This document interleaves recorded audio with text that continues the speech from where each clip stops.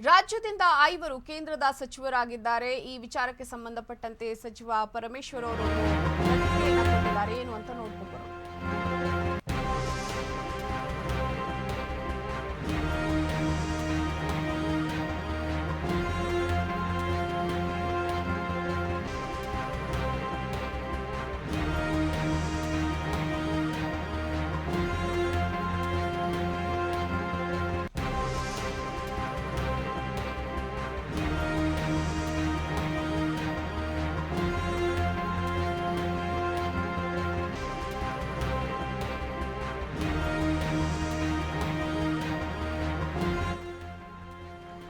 ರಾಜ್ಯದಿಂದ 5 ಕೇಂದ್ರದ ಸಚಿವರಾಗಿದ್ದಾರೆ. 5 ಅಭಿನಂದನೆಯನ್ನ ಇದೀಗ ತಿಳಿಸಿದ್ದಾರೆ ಪರಮೇಶ್ವರ್ ಅವರು.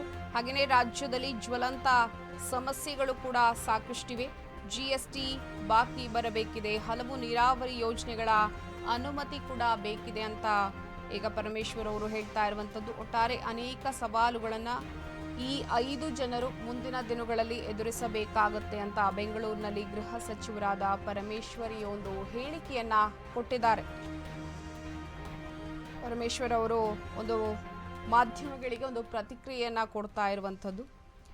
ಸಂಪುಟ ಸರ್ಜರಿ ಆದ ಈ ಒಂದು ಸಂದರ್ಭದಲ್ಲಿ ರಾಜ್ಯದಿಂದ ಒಟ್ಟು 5 ಜನರನ್ನ ಸಚಿವರಾಗಿ ಆಯ್ಕೆ ಮಾಡಿರುವಂಥದ್ದು. ಈ 5 ಸಚಿವರಿಗೆ ಸಾಕಷ್ಟು ಸವಾಲುಗಳು ಎದುರಾಗಿರುವಂಥದ್ದು. ಒಟ್ಟಾರೆ 5 ಈಗ ಅಭಿನಂದನೆಯನ್ನ ಗೃಹ ಸಚಿವರಾದ ಪರಮೇಶ್ವರ್ ಅವರು ತಿಳಿಸಿದ್ದಾರೆ.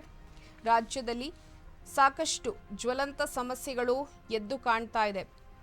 ಜಿಎಸ್ಟಿ ಕೂಡ ಬರಬೇಕಿದೆ, ಹಲವು ನೀರಾವರಿ ಯೋಜನೆಗಳ ಅನುಮತಿ ಕೂಡ ನಮಗೆ ಬೇಕಿದೆ. ಅನೇಕ ಸವಾಲುಗಳನ್ನು ಈ 5 ಜನರು ಎದುರಿಸುವಂತಹ ಪರಿಸ್ಥಿತಿ ಮುಂದಿನ ದಿನಗಳಲ್ಲಿ ಬರುತ್ತೆ. ಬೆಂಗಳೂರಿನಲ್ಲಿ ಗೃಹ ಸಚಿವ ಪರಮೇಶ್ವರ್ ಈ ಒಂದು ಹೇಳಿಕೆಯನ್ನ ಕೊಟ್ಟಿದ್ದಾರೆ.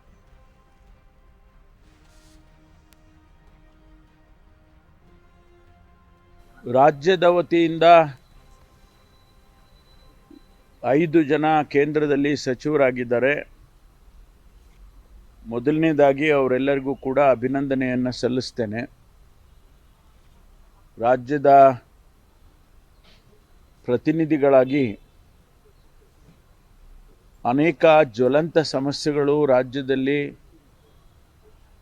ಕೇಂದ್ರ ಸರ್ಕಾರದಿಂದ ಆಗುವಂಥದ್ದು ಇದ್ದಾವೆ.